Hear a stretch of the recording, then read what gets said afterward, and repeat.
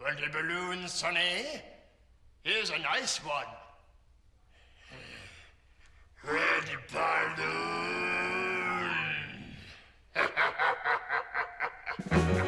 Here's a neat, scary game. The seventh guest centers around the demented toy maker Henry Stauf and his clue-like mansion full of secret passages and puzzles of varying quality. Mr. Stauf was an itinerant wino until extra-dimensional voices in his head taught him how to craft cool toys like a drunk Santa's elf on Neuralink.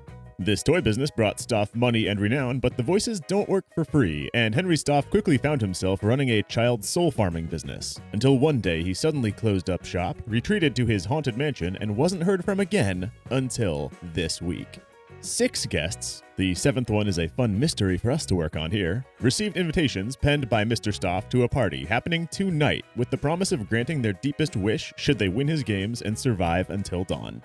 If I've caught your interest, hello. Welcome to the future of PC gaming. My name is Mothy, and today we're playing the 7th guest. In the early 1990s, computer games were being published on floppy disks. Lots of floppy disks. Just look at this entire little briefcase of floppies you needed to install a game. I can't tell if this game is called Discworld or if that's just how you refer to a group of floppy disks, like a murder of crows. CDs existed since the late 80s, but CD-ROM drives were expensive as heck, and nobody had them? That is, until 2 brave video game pioneers both released their blockbuster games on CD media in the year 1993. Games that were just so good, dads across the nation were forced to upgrade the family computer as they finally put away their 3.5 inchers and admitted the truth. CD's nuts. Those 2 big games driving CD adoption were Myst and today's game, which also happens to be in the first-person puzzle-adventure genre, The 7th Guest, a scary puzzle game that defined a lot of my childhood. It's a game. That's why we were invited. It's a game. The 7th Guest first appeared in my life sometime around Y2K. My parents were real strict with R-rated movies and M-rated games, but T for Teen-rated content? Hoo-wee, young Mothy loved some T for Teen-rated content.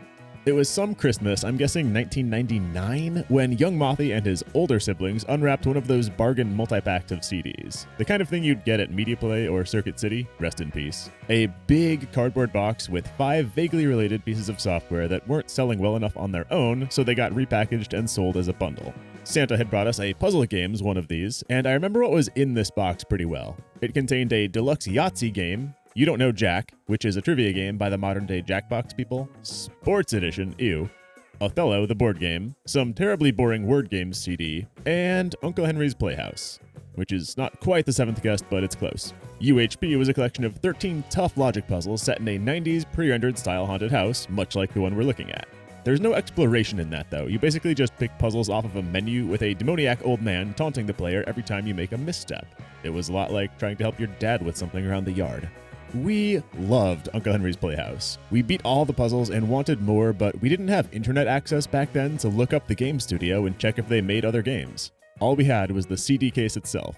From Trilobite Software, makers of the 7th Guest. So whatever the 7th Guest was made it onto our Christmas lists, and about a year later, Santa delivered the future of PC gaming to the Mothy siblings to play on our trusty, dusty family computer Windows 95. Old Man Stauf built a house and filled it with his toys. 6 guests were invited one night. Their screams the only noise. Blood inside the library, blood right up the hall, dripping down the attic stairs. Hey guests, try not to fall. Nobody came out that night. Not one was ever seen. But old Mad Stauf is waiting there. Crazy, sick, and mean. This little poem, snatches of which have been stuck in my brain for a few decades now, and I'm sure by making this video has locked them in for life, lays out the plot of the game. But before we meet our guests, let's learn what decisions in Mr. Stauf's life led to him hosting a haunted game of Survivor tonight, through the game's intro backstory. Henry Stauf was a drifter, begging change for alcohol as he moved from town to town in upstate New York, somewhere in the Hudson River Valley during the 1930s. He would threaten small businesses with his gun, but had avoided spilling any blood, hoping to keep his charges light in case he should get picked up by the police. Then one night in desperation, the young man breaks away. Stauf commits his first murder, not with his gun, but with a hammer he stole from a construction site, bonking this nice woman on her way home from church choir practice for the $6 in her purse. Creeping gingerly through the woods is definitely how I walk home from a choir practice. What about you? Drop a comment. With his newfound willingness to kill, Henry Stauf began hearing voices from another dimension who guided him to carve a child's doll out of a tree branch. A doll with a strange warmth and a hypnotic appeal to all the town's children. After gifting this special doll to the speakeasy proprietor's daughter, who became obsessed with it and quickly forgot the sorrow of her mom being dead, word spread fast, and the whole town needed one of Stauf's handmade toys. Fast forward a month or two, and the children began dropping dead, though. 1/3 of the kids in town died to a mysterious plague, all clutching their Stauf dolls. But those days, every child had a Stauf doll, so blame couldn't be pinpointed. Soon thereafter, Henry Stauf hermited himself to his newly built mansion outside of town, sitting on his hoard of riches and never making himself seen or heard from again until this week. 6 guests, each of them driven by a private desperation, received a mysterious invitation penned by Mr. Stauf, promising to fulfill their dreams if they should come to tonight's party. Now let's meet our gang. First, there's Martine Burden, the small-town beauty. She grew up around here, a big fish in a small pond, taking advantage of men to get everything she wanted. My, isn't this a cheery place? But when she moved to the city and tried the same tricks, for the first time in her life, she was the one getting taken advantage of by the big city men. She's pretty cougar-y in the game, but the book describes her as a PYT. Miss Burden came here tonight hoping to Anna Nicole Smith Mr. Stauf and hopefully inherit his fortunes. Next came the Knoxes, Edward and Eleanor, the only of the guests who knew each other before this evening. Edward, I'm not sure we should have been here today. Why? Because it's a spooky old house? Edward is a reasonable middle-aged man with a serious money problem. When betting on the ponies didn't pay, Edward Knox took a loan from the Mafia, and repayment is coming due soon. His wife Eleanor is a kind person, but she's not a saint. It's her fancy tastes and profligate lifestyle that drove Edward to his money troubles and his gambling in the first place. And she's a little bit psychic because she got a jolt of bad vibes when she touched her invitation at first, but that plot point doesn't really come up again. She's psychic on the DL, like Golduck. Julia Hine is a lonely, fading alcoholic chasing her youth. Of all the guests, she's the only one who has met Henry Stauf before. What a dump. She used to drink at the same speakeasy where he delivered his first doll and began his fortune. Perceiving a special warmth in that doll, Miss Hine believes Stauf to hold power over life and death. Perhaps he can make her young again? We've got Brian Dutton, a cutthroat businessman from the area, randomly British somehow. Lord, it smells awful too. But he's not very good at being a cutthroat businessman. He just Walmarts people, selling cheaper crap and slowly choking out his competition, but never building meaningful wealth. He's not here just for money per se, but to see about taking over Stauf's toy business now that he's out of the game. And he cowardly watched his brother drown in an ice skating accident as a child, but that really doesn't come up again either. Stauf does not torture him with water puzzles or anything like that. And last is Hamilton Temple, a world-renowned illusionist who spent his life searching for real magic, not just simple tricks like the kind whores do for money, or candy. Like Miss Hine, Temple thinks he detected a power in Stauf's dolls and suspects that Stauf may hold the secret to something beyond mere illusions. But Mothy, that's only 6 guests. Don't look at me. We're not the 7th guest. How did I get here? I remember nothing. We're not really human. Maybe we should pay a visit to Detroit. We play as a floating consciousness, credited as ego. It's why none of the guests ever see us or say hello. We're not meant to be witnessing these events in real time. Instead, we're experiencing echoes of what happened this fateful night and piecing events together like a ghost detective. That's a ghost who is a detective, not a detective of ghosts. We're not Jennifer Love Hewitt. Our 6 guests arrived to no greeting and no butler, unimpressed with the dingy state of the mansion's interior. But I would personally still stick around a dusty mansion if my invitation promised to wipe away my debt to the Mafia, wouldn't you? So, our guests gather in the dining room where they discover 7 places set around the table and a note addressed to each of them. The 7th note is blank, but its presence implies to them that one more guest might be coming tonight. I'll show you mine, if you show me yours. We'll learn about the contents of those notes in a minute. For now, as a little appetizer puzzle, the guests are told to divvy up this cake into equal pieces. Now, Stauf and his voices may have drawn everyone here for sinister purposes tonight, but they can't resist a chance to delight their guests with puzzles. These voices that Henry Stauf hears do seem to like getting children killed through dolls with bad aura, but they're not without humor. Stauf's voices come from some kind of Yu-Gi-Oh! Or Jumanji dimension where they love a cheeky puzzle or a fun game. The puzzles in The Seventh Guest are the kind that come with no instructions. The kind where you're just given some pieces with symbols on them, or maybe some jumbled letters, and we have to deduce what we're even doing based on what seems possible. We're not totally blind, though. Ego will often mutter hints to himself when we sit down to a puzzle, or an echo of Stauf's voice will imply our goal through puns and wordplay. In this case, it looks like we were trying to portion out the cake so that every slice contains 2 gravestones, 2 skulls, and a space for Taylor Swift to write your name. Once we've selected 5 contiguous cake units, or CCUs, that slice gets airlifted out until we've cut the whole cake up. It's an easy first puzzle, a piece of cake. Though this is a disgusting volume of sponge for the guests to be eating in place of their dinner. I guess none of them wished for a balanced diet.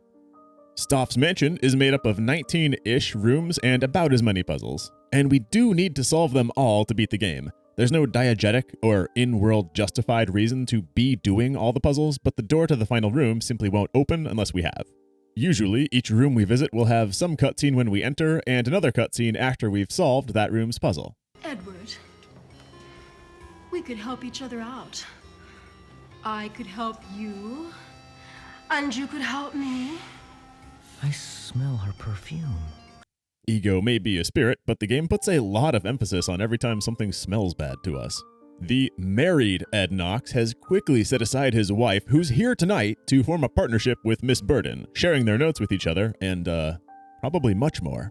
And then Martine's face melts to bone, and Edward turns into a clown balloon and pops. Listen, this game struggles a little with consistency. These are not their canonical deaths. I think the graphic artist was just running loose out here, clip farming for the trailers. We're going to see a lot of weird fake death premonitions, as well as canonical real death scenes, but I'll always point out which is which, taking guidance from the novel. Right, the novel. Matthew Costello, writer of the game, co-wrote the Seventh Guest novel with Craig Shaw Gardner, publishing it 2 years after the game in 1995. It follows the game very closely, mostly serving to fill out the backgrounds of each of the guests and to help us follow tonight's events in chronological order. Because the game unlocks rooms in Stauf Mansion a couple at a time in an order that's intended to roughly ramp up the puzzle difficulty as we go. But playing the rooms in the order the game presents means that we would witness cutscenes all higgledy-piggledy out of order. Infinite jest order. But I would prefer to get us that rich Seventh Guest lore, so I'm secretly gonna shuffle up the order that we do everything for this video in order to follow the cutscenes chronologically. This game's plot is like when someone's cake collapses on Bake Off, but I'm out here trimming around the sunken parts and covering it up with frosting in the right way to let it still be kind of presentable to the judges. So, what did those notes say that each guest received? We can stop by the front door to find out. My dear Mr. Dutton, welcome to my house. The arrangement is simple. You are to spend the night as my guest, and in exchange, I will give you your heart's most secret desire. And you know what that is, Mr. Dutton, don't you? Money. It's just money. I require one thing of you, of special service, a task that I've set up for you.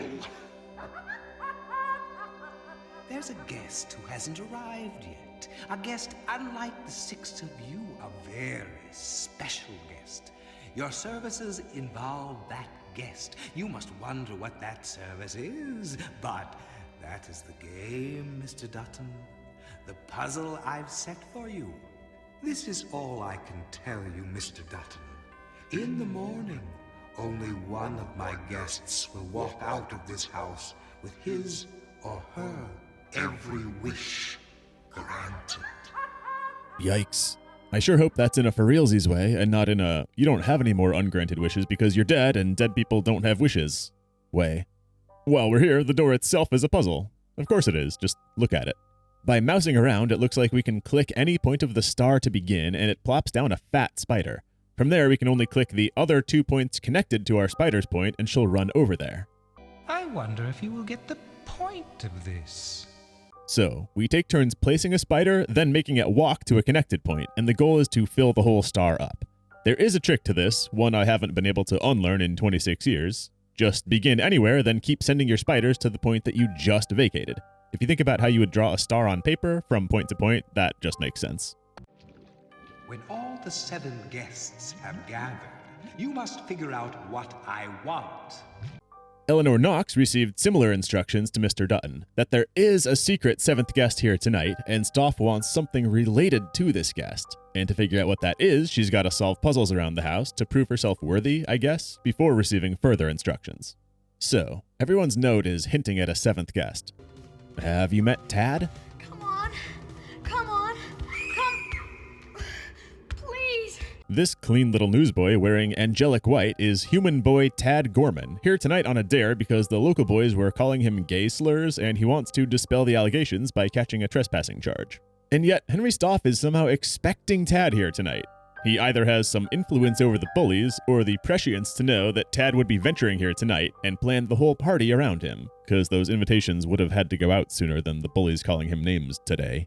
Tad snuck in here unseen, expecting to be alone, but as soon as he found the other 6 guests raving about puzzles and magic, his only goal became to GTFO, though every window and door he tries is locked and impervious.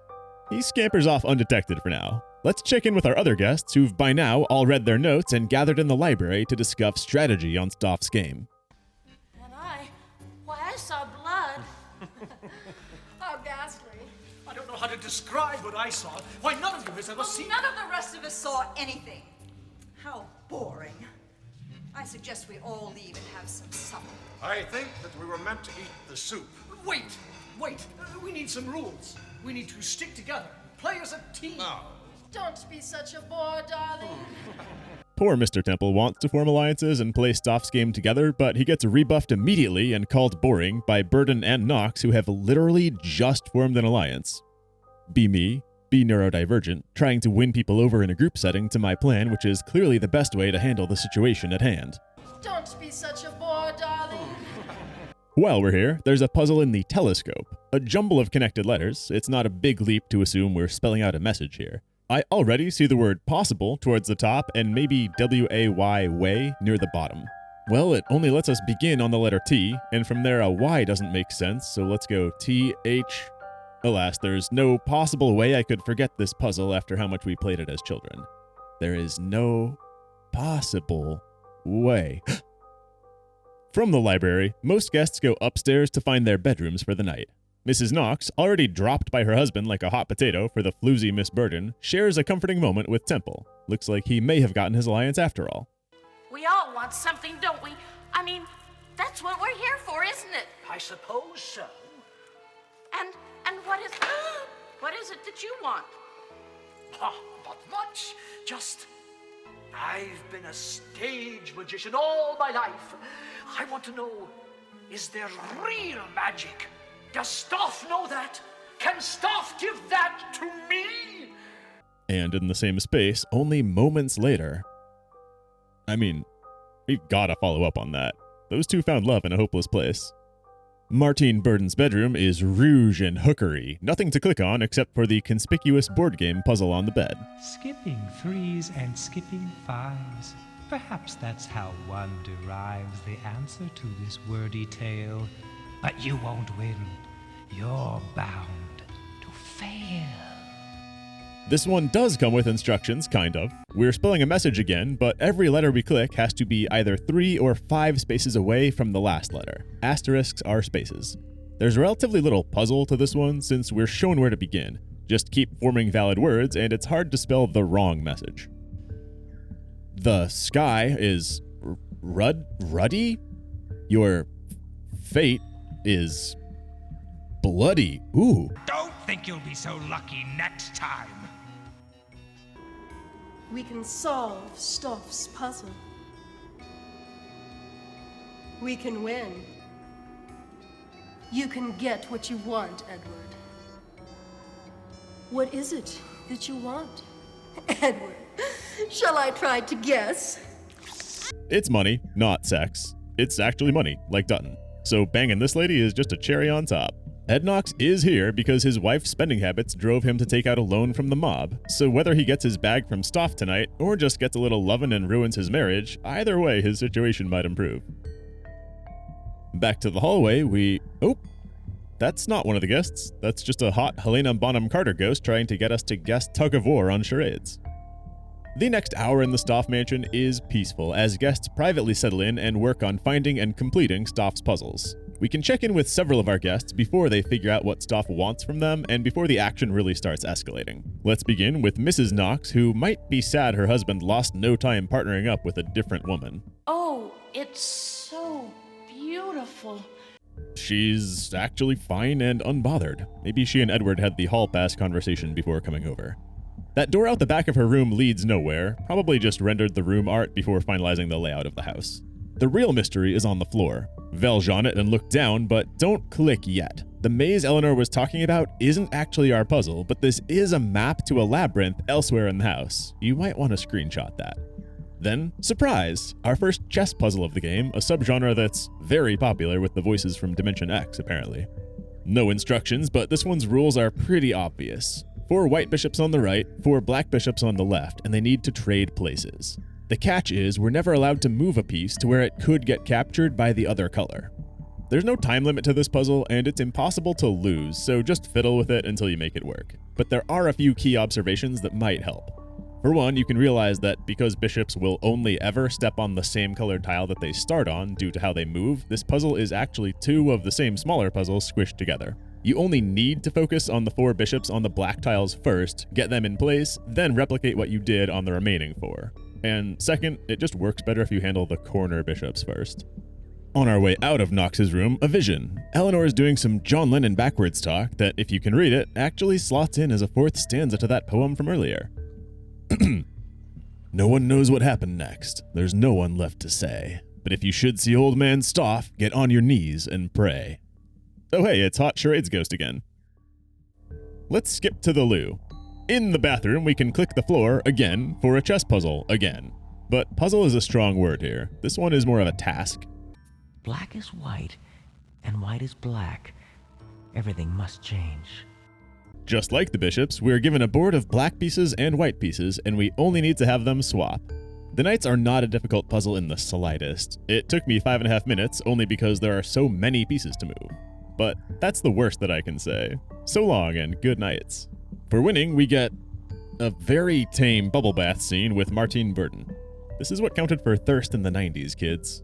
From a game design perspective, not of the 7th guest, but of Stauf's big evil escape room dinner party, I'm not sure what purpose floor chess held. Like, some of the puzzles reveal messages from Stauf when they're solved, but this one was just a fun little pastime for the first guest who visits the bathroom, like a Sudoku book on the back of the toilet. We can click on the drain for a delightfully colorful spider tunnel, plopping us in the library, but let's climb back upstairs and follow up with the magician. Temple's room is surprisingly pleasant and uncursed. It looks a bit drafty, though. It's decorated with the props of a stage magician, making the illusionist feel right at home, or perhaps mocking him? It is suiting that the puzzle Stauf left for Mr. Temple is made up of playing cards. Up and down and side to side. That's the way the cards unhide. This one is a spatial puzzle. Flip every card over one by one, and we can start anywhere, but then you can only flip cards adjacent to the last one you flipped. And you can get to these corner cards by leaping over blank space, but you can also leap over cards too, but only one card's width at a time, I think? It's a tiny bit confusing, but the puzzle isn't very tough if you pick the obvious top card as your starting point. And then the camera scoots over and we do a part 2 with the same rules but a different layout. Afterwards, Mr. Dutton and Mr. Temple are broing out, talking about cool guy stuff like puzzles and magic when they get a shocking taste of Stauf's power. Perhaps this is the secret of Stauf's power! Yes! Temple? What's the noise? Yes!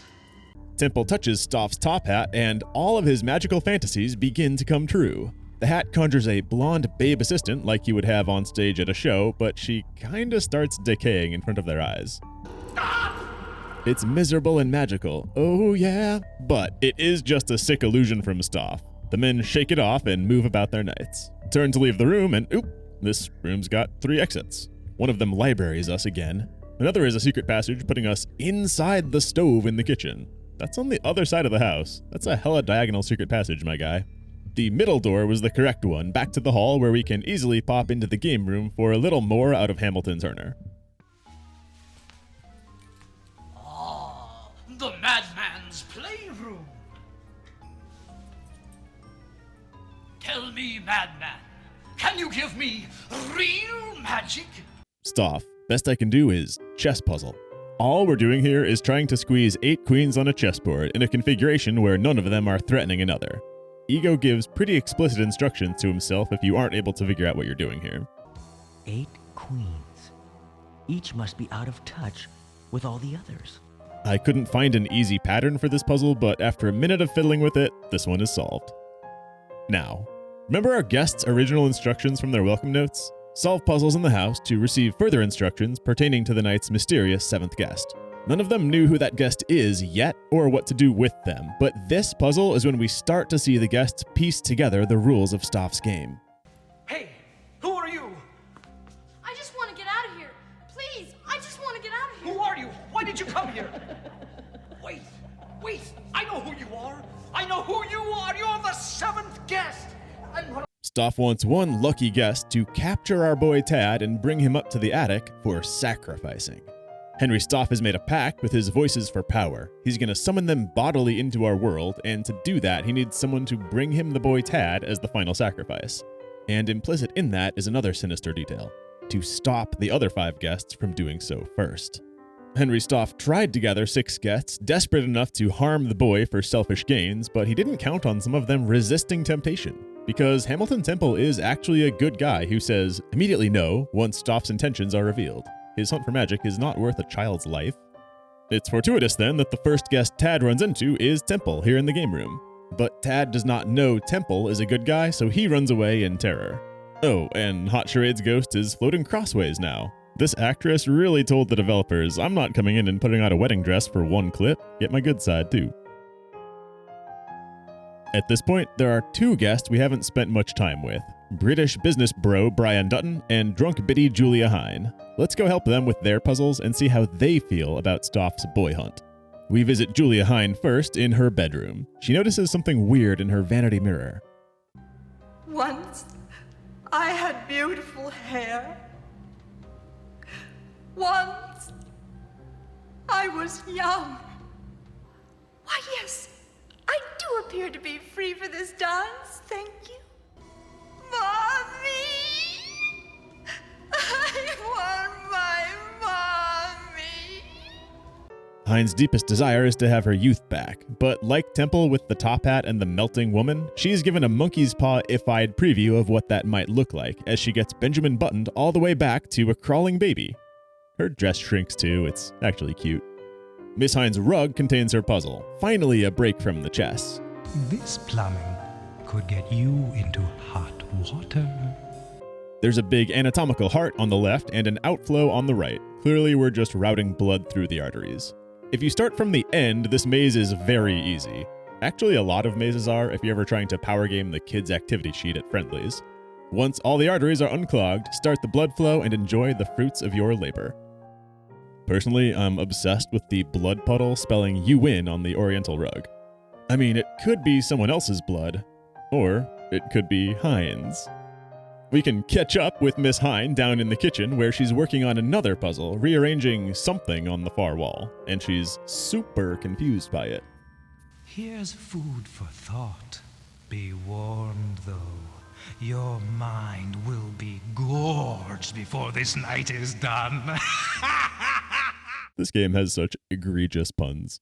It's another message-forming puzzle with a twist. With a twist.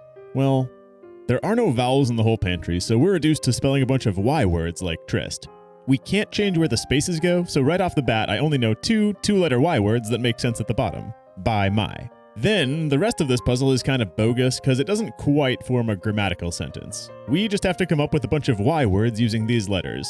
Shy, sly, cry, sty, try, pry, and then try to fit them into a sentence. Coming up with the 6-letter word is tricky. They want spryly, the adverb spryly, that I don't think I've used one time in my life outside the context of this game. The entire phrase we're solving for is shy gypsy, slyly, spryly, tryst by my crypt, which is definitely missing an article and a verb or two, and which I can only interpret as Stauf propositioning a Romani girl to make out with him in a graveyard? For solving this tongue twister, Julia receives her instructions for the endgame like Temple did before. Bring Stauf the boy. Oh! This isn't real! I smell it. I feel sick. Oh, no! Bring him to me.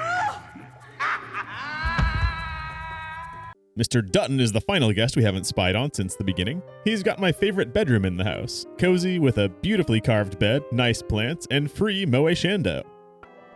His bedroom puzzle is the exact same thing as Temple's, only with coins instead of cards, laid out on a coin-spicuous briefcase. It's even broken into 2 phases just like before. Solving that puzzle opens the briefcase to reveal some money, at least several $100s worth. Oh, this is it? All this money! Rich! Filthy rich! Then Dutton turns slightly green, does a big JoJo bend, and keels over dead. Weirdly, this death is not canonical in the game, but I think this is where Dutton dies in the book. He collects his cash, then bleeds out in bed with a smile on his face. It's honestly one of the better outcomes among the guests. But in the game, that was all just a fun trick of the light. A secret room. Dutton is okay, and he discovers this secret room whose door was right here the whole time. Step through into Henry Stauf's private chapel, which is in itself a horrifying concept, and blocking our way to the altar is the worst puzzle in the whole game, a multicolored floor anus. This puzzle blows, even if you know, and that's in air quotes, how it works. We're supposed to navigate from lower left to upper right, and the tiles fall away as we step on them, but no matter how many guides and hints I read about this puzzle, it just doesn't make sense. Is there a pattern to this? The rules are something like, the different colors of tile determine after how many steps further will the tiles fall away, but also they want you to time exactsies so that the final tiles fall down just as you reach the goal? Trial and error is easier than actually trying to reason this one out. Careful you don't slip and fall. We've seen that after each guest solves a puzzle or two, Stauf sends that guest some vision explaining their true goal, to find the child who snuck into the party and bring him up to the attic. Julia Hine got a soup face, but Brian Dutton gets the best version of that, an apparition of Henry Stauf himself. Now the sacrifice must come from you. It must be brought to me alive. A final sacrifice. This knife is not for Tad. Stauf needs the boy alive in the attic. No, this knife is Stauf playing favorites. Tonight we'll only have one winner, the guest who can bring Tad. So the knife is Stauf putting his finger on the scale, giving Mr. Dutton a chance to thin out his competition. A grim thought, but don't forget, we like to have fun here. Just look at this spooky, scary skeleton giving us an organ performance. Let's see, skull sutures are fully closed, so this is the skeleton of an old person. Remarkably good dentition, so let's assume upper class. I can't get a good look at the hips from here, but the straighter forehead and less prominent brow ridge, I'm gonna guess this is the skeleton of a rich, 60-plus-year-old female with immaculate posture. Do we know anything about Stauf's mom? We can't leave the chapel the way we came in. For one, the floor anus collapsed, so now that's just a gaping hole, but also the door we entered through is mysteriously boarded up. We can only venture further inside to Stauf's laboratory. This? This? Yes, this is it. Not magic. This is Stauf's secret. Some demented science. Oh no! No! Not his canonical death. I'm actually not sure how or when Temple made it in here during the course of the night, but he's dismayed to learn that Stauf's power might not stem from magic, but from weird steampunk Frankenstein science. It's actually a little bit of both. That diary was Stauf's science journal. So for years, the evil chess-loving voices from another dimension had been guiding Stauf to make his toys and soul-trap children. But in this lab, Stauf finally learned how to communicate back to the voices. That idea is cool as hell. I wish the game got a little more into the lore of their communications. Per the book, Stauf still carries a lot of bitterness and trauma about how the world treated him when he was a hobo. The ritual he set up for tonight is supposed to actually allow those voices to leave their dimension and enter ours, Stauf hoping that they'll come slaughter a bunch of people, I think, just because he got his feelings hurt. The puzzle in the laboratory is more of a game, and it's probably the most fun one to go back and replay. Inside the microscope is a head-to-head virus game against a pretty strong AI. The goal is to have more tiles be blue than green once the board is full. On our turn, we can either spread out to an adjacent cell, which adds that cell to our mass, or jump 2 cells away, but then that vacates the cell we jumped from and our total area hasn't increased. The key is, if you enter a cell adjacent to any opponent's cells on your turn, you convert all the cells that you're touching into your own color. See, I managed to snipe his entire presence out of the lower left corner while he developed upper right, but now I'm in a situation where he could jump to me and wipe out everything I have in the upper left, so I'm forced to be aggressive and make a stupid jump first myself, but my 1 cell survived to live on, and that can be all you need. I love this game. There's a lot of depth to it. Having 1 blue cell in a sea of green is actually fine because it's protected there. It can't be converted, so using it to jump out might leave a ton of green cells exposed for you to claim on your next turn. Or you might bait exchanges, opening yourself up to losing 5 cells in a turn just to take back 6 or 7 on the next. There's no easy strategy here, just play good on a turn-by-turn basis. The winner is not decided by 1 or 2 big plays. It's going to depend on who came out ahead in more small exchanges throughout the course of the game. I was lucky enough to win this one first try, but this puzzle gave my family a lot of trouble as kids. No!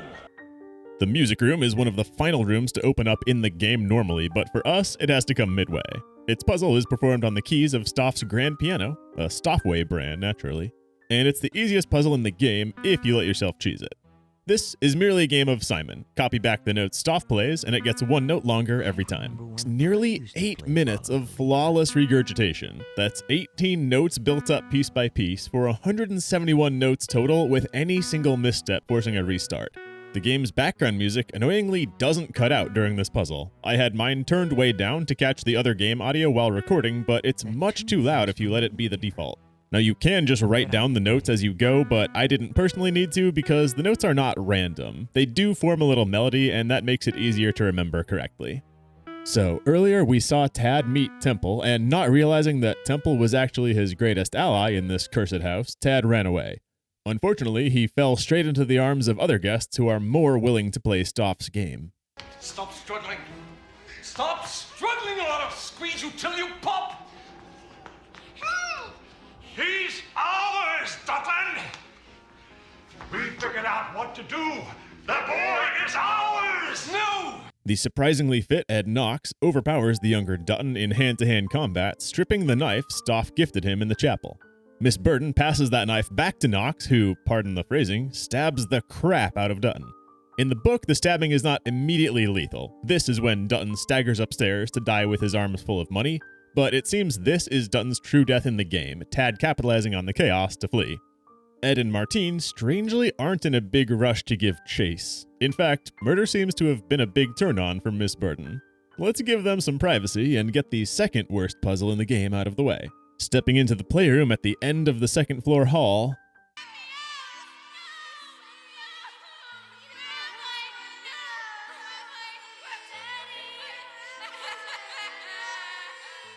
yikes.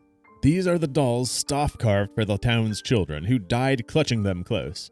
Apparently, the dolls are pretty much black soul stones which trap the children's souls, and Stauf must have had them secretly collected after death. There are really only 2 bad puzzles in the game. The Rainbow Anus and this one are the only puzzles that I would call poorly designed.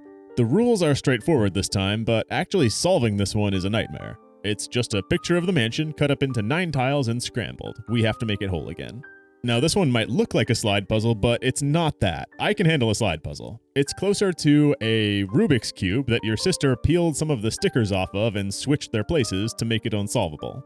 Clicking the edge of any column or row doesn't push the tiles in that row, it just advances them all to the next segment of the image. It can be helpful to envision, instead of an image, that every tile has a number 1 through 9 on it, and clicking the edge adds 1 to everything in that row, with 9 wrapping around to 1, and the goal is to have the whole thing read 1 through 9 in order.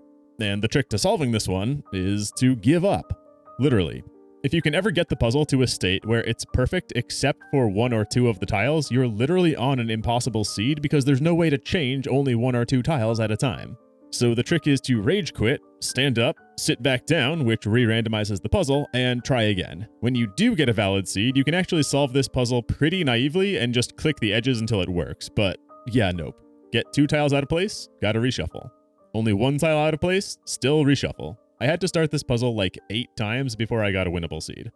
I'm pretty sure this wasn't done on purpose. I suppose it could have been a meta puzzle to test if the player realizes that it's unsolvable sometimes, but the game doesn't cheat at any other point, so I think this was an oversight.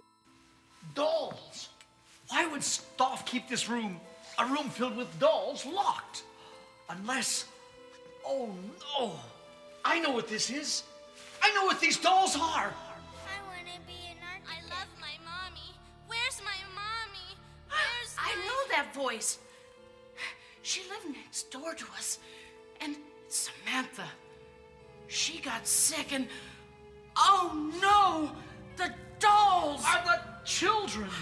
With the horrifying revelation that Stauf soul-trapped all the sick children, Mrs. Knox joins Mr. Temple in rejecting Stauf's game. A boy's life is not worth material improvements to her own. So our heroic pair springs into motion. Eleanor will head up to the attic to play goalkeeper and block anyone from bringing Tad, while Hamilton rushes to steal Tad away from the other more sacrifice-minded guests. Because she left already, Eleanor won't be needing her bring me the boy instructions, but we can still solve her puzzle. Inside the dollhouse? The rules of space are a little weird here. Inside the dollhouse is another smaller playroom with a letter block puzzle inside the dresser drawer. 3 little words. That's all it takes. 3 little words? Pitch by my doorstep.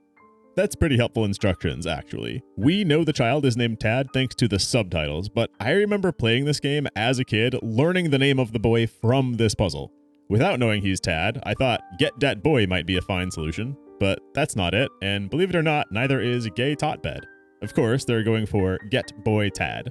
Now this puzzle looks like a slide puzzle and is a slide puzzle because clicking an edge has the blocks push each other. Fixing one word without messing up the others is impossible though, so you kind of have to break everything and fix it at the same time. It's a tricky one for how simple it appears. If we click around the room afterward, there's a disturbing vision of a big baby getting Violet Beauregarded by its doll, who's definitely just an adult woman. And to get out of here, we can click the... Shit. We actually can click the box again, though. Guess where that takes us. Before we can catch up with Tad, there's one more sort of disconnected puzzle that we can take Miss Burden and Mr. Knox through in the portrait gallery. Strange paintings. Sick. Indeed, we can make one of the paintings take a big drag of unfiltered cigarette, and the Weird Al above him has to exhale it. Damn, smoking looks cool. I really wanted to cover this puzzle later in the video because it's almost the last room you'll visit in the game. Actually, yeah, we're going to cut out and I'll just jump back here out of context in a bit. So, Tad's on the run from the Knox-Burden Alliance, and he makes his way through the kitchen into the basement. For us to follow him, we need to solve a more traditional slide puzzle with some great puns. Finding things a little grating. Nothing ever seems to slide into place in this place. If I plan to get around this grate, I'll need to get around. Once we open a hole and pop through... How does it feel to be the first living thing to set foot in these dungeons in... I can't remember how long. Okay, but canonically Stauf just had this house built, so it's been at most a month or 2. There aren't even cobwebs in here yet.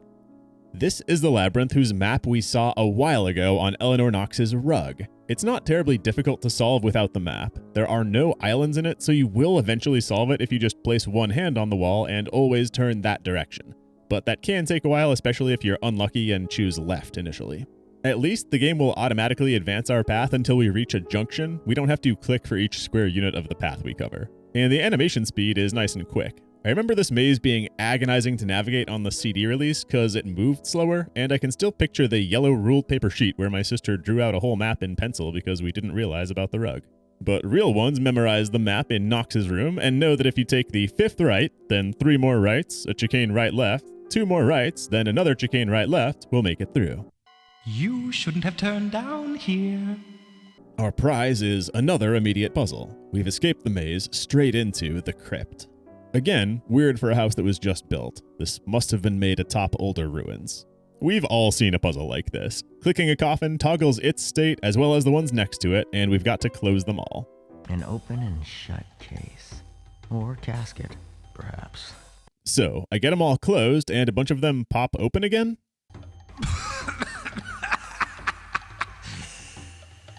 Excuse my cough. I was worried at first I didn't understand the puzzle, but I think the game just literally wanted us to solve it twice. Looks like Tad made it through the labyrinth as well, straight into the arms of unfortunate company. Come with us now! Let me go!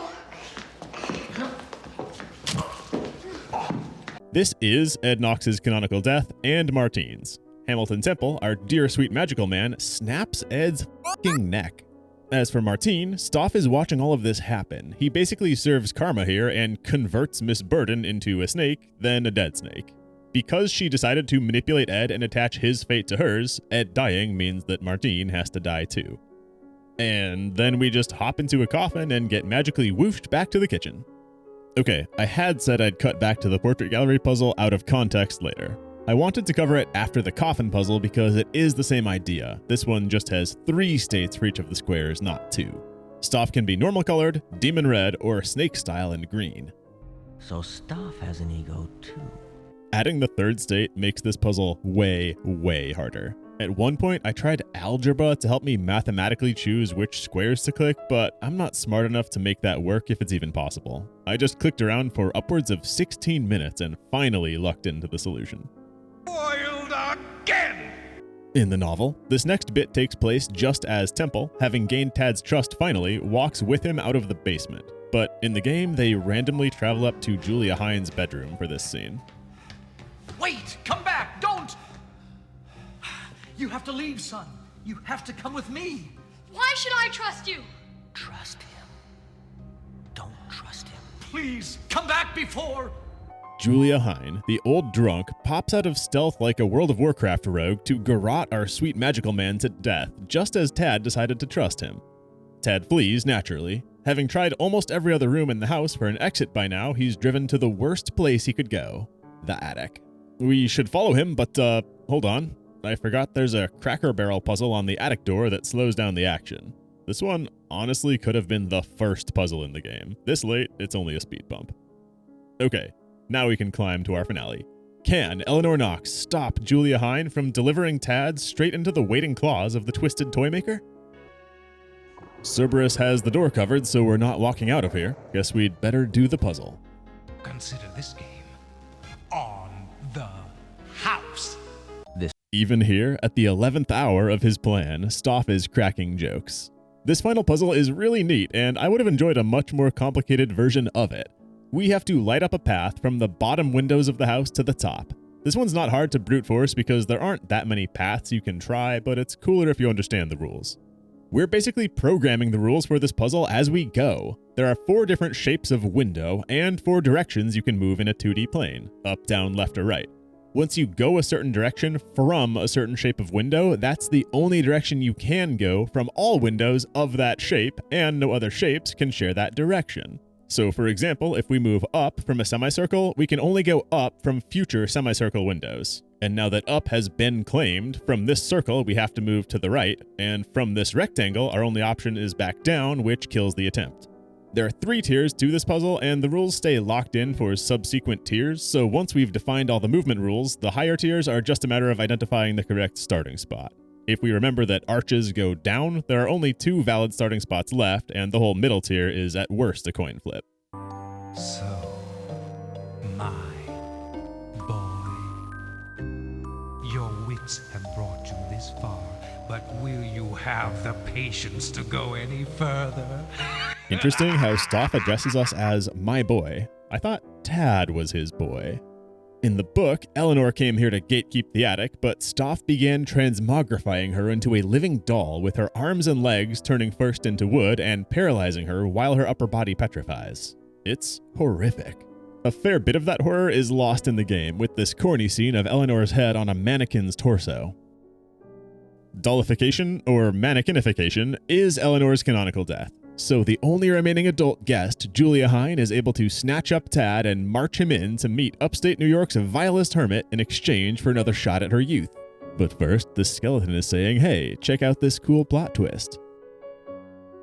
There just so happens to be some kind of magical mirror in the corner of the attic, facing outward toward the room. Of course, it's not a normal mirror. We are in a haunted mansion. The boy Tad gazed into this mirror as he was dragged past by Hine and sees something familiar yet strange. It's himself, but older. Looking in the mirror managed to trap part of Tad's soul, locking him in the mansion for who knows how long. Long enough for his soul to grow up and deepen its voice. Because that's us. We are ego, Tad's ego, and we've been reliving visions of this night over and over, trapped in time. It's why we can see ghosts of the other souls dead by Henry Stauf's hands. He must have killed our hot charade's wife and a spooky clown at some point. They follow the pattern of the wind, you see, because they got no place to be. That's why I'm starting with me.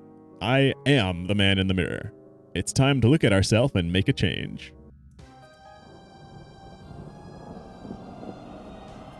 The smell. I can't breathe. Bring him here! I brought him, the one you wanted, the guest. Someone, please, help me. I'm that boy. I just want to get out of here. My wish. I'll get my wish. Oh, no. Oh, what the? Oh, no. You've cheated me. You promised me. Despite his love of games, turns out Henry Stauf does not play by the rules after all, sliming Miss Hine for faithfully bringing him the seventh guest. She asked for youth, but she got gooth. I can't do anything. You're not real. No, I swear. No, you can't have him. By realizing the truth in the mirror, that we are Tad, we're able to interstellar it and reach through time to set young Tad free, causing Stauf to default on his pact with the voices and get claimed by Magma. You saved me. It's all been changed now. We merge with the young cornball Tad into a ball of light, and our newsboy soul flies up to seventh heaven. Then they hit us with a the end, or is it, trope by sneaking in that cheeky Volume 1 on the ending screen. That's it. We won the seventh guest. Tad's adult soul from a future that never happened was able to solve Stauf's puzzles and prevent his younger self from ever getting sacrificed, paradoxically making it like the night never happened. And yet, those 7 deaths were real. Tad annihilated with his ego into heaven, I suppose, and the other 6 guests all met gruesome ends too, some at the hands of Stauf and some by each other. Let's be super serial, the plot of Seventh Guest does not make much sense. If Stauf had so much writing on sacrificing this boy, why did he make his guests decipher clues before bringing Tad up? Why did he torment those guests and cause some of their deaths? Shouldn't he want the best odds that one of them succeeds? And how does Stauf's newly built house have a clown ghost in it and a crypt? Why are there so many personal photographs decorating the rooms and walls? Stauf was a hobo until like a year ago. He ain't got sentimental photographs. And why, as Tad's trapped soul reliving the night over and over, was this night any different? To that, at least, we can maybe credit the puzzles. Perhaps the idea is that Ego spent so many years growing up in here trapped, learning more about Stauf's puzzles with every looping night. It would explain the insight that Ego mutters to himself sometimes during a puzzle. There are stars in space, but no spaces are allowed here. Only stars. This is just the first time that we've solved every puzzle, earning the right to reunite with ourselves through the attic mirror and send Henry Stauf to perdition.